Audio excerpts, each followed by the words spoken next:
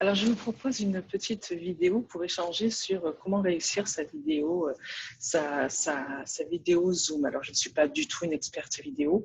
En revanche, j'ai fait quelques vidéos et que j'ai vraiment trouvé pas terribles.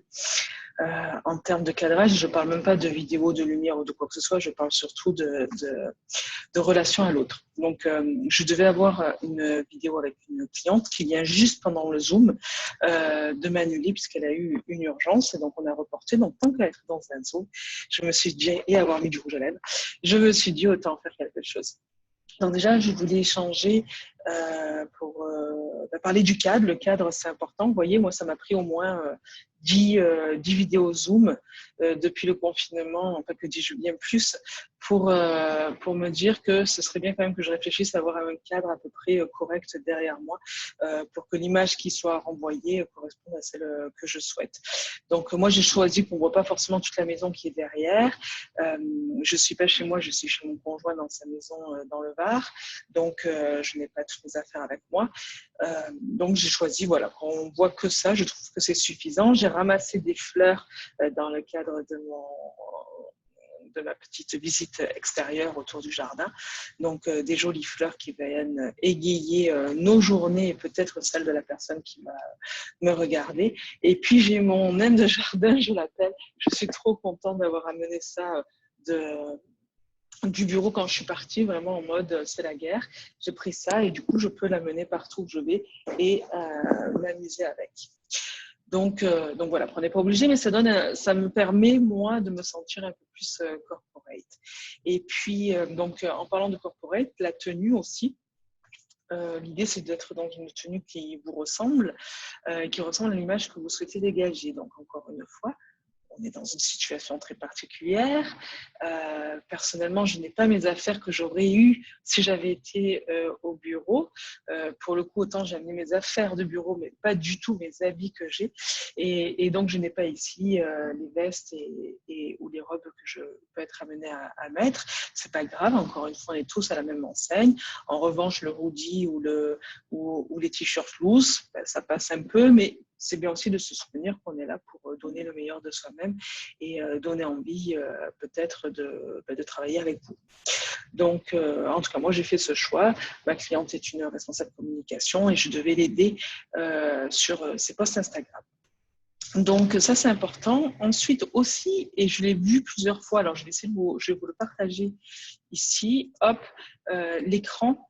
C'est important qu'on puisse, du coup, bien avoir un écran, là vous devez le voir, je vous montre aussi, un écran propre. Alors moi j'ai choisi ici encore, d'ailleurs je l'ai toujours, d'avoir mon logo, mais comme ça, si je suis amenée à montrer du zoom et à partager mon écran avec le client, ben, il revoit ce que je fais. On aurait pu pousser à mettre le logo du client, ça aurait pu lui faire peur que j'abuse.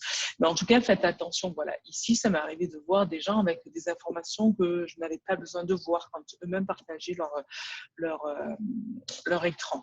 Donc, sans parler des barres d'outils sur Internet qui sont partagées, qui sont des fois pas terribles à montrer. Donc voilà, je voulais vous parler aussi de tonalité, puisque souvent on n'entend pas, ça arrive souvent qu'on n'entende pas avec la personne ce qui se dit ou que l'image est mal cadrée. Hein. Donc ça, pensez, avant même d'entrer dans le Zoom avec la personne, vous avez l'occasion d'ajuster, donc pensez-y. Et puis c'est vrai que les écrans, quand on a deux écrans, ce qui est mon cas, on regarde, voilà, là je regarde mon grand écran et là je regarde le petit. Je suis sûre que j'ai un très joli menton, mais je ne suis pas sûre que ce soit le plus agréable pour la personne qui me regarde en face. Donc pensez-y quand vous faites vos vidéos, peut-être à ce moment-là, de changer vos écrans et la disposition.